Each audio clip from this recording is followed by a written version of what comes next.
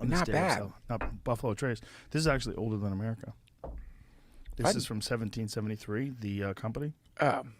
I don't think that bottle is. Okay. The bottle's only 8 years old. Holy fuck, we're drinking some very, very old alcohol. I don't. Do you know the whole the movie Sour Grapes? You aware of that? No.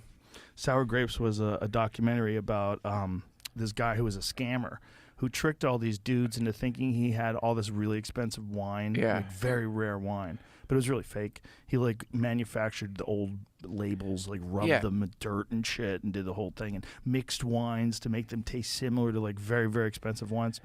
But he had sold one of the Koch brothers a bunch of bottles of fake wine, and some of it, figure out who it was. I want to say it was like Thomas Jefferson's wine. Like, it was that ridiculous. Get out of here. I'm not kidding. They were like, oh, wow, you got some of his wine? Yeah, they had like a bottle that had like, you know, Thomas Jefferson signed it with a Sharpie. This guy must have paid like $1 million for this wine. He was in the hole to this scammer, millions of dollars in fake wine.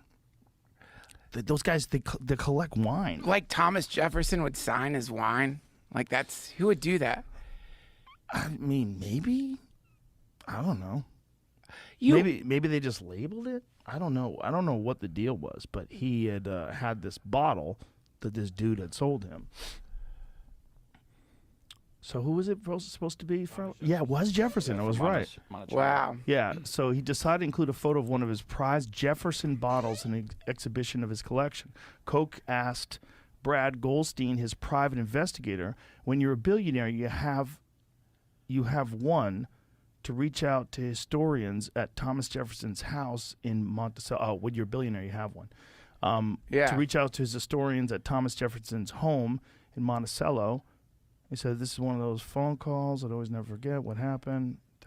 Oh, so this is just like the transcript of it. Yeah. He said, I have some bad news for you. These bottles have nothing to do with Thomas Jefferson. 100,000. Yeah. He purchased 4 bottles. He paid $100,000 per bottle. Wow. So $400,000 for fake bottles of wine. Now, here's the question. Terrible that he got scammed. Right? Terrible. But if that guy just stopped, never did it again, just quit, just got to that level where you could sell a guy, he would feel better.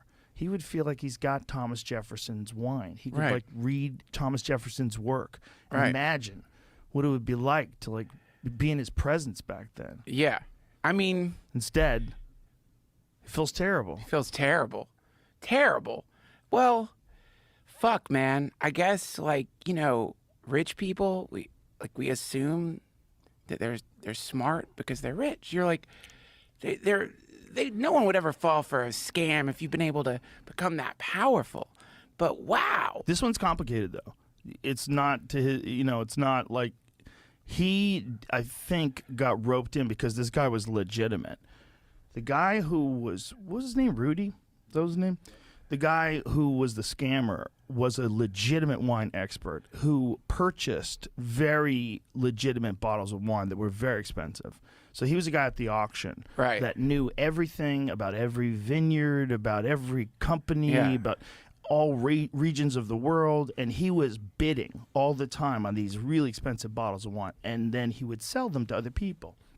He would buy them and sell them, but he was real. So he was spending a shit ton of money. So no one suspected anything. Right. They thought of him as one of them. I mean, he's a super successful wine connoisseur. Right.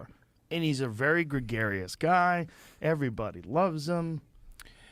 I saw a great documentary about the same thing, but with Mormonism. Like somebody counterfeited some kind of like, something about like a demonic frog that it was the same thing.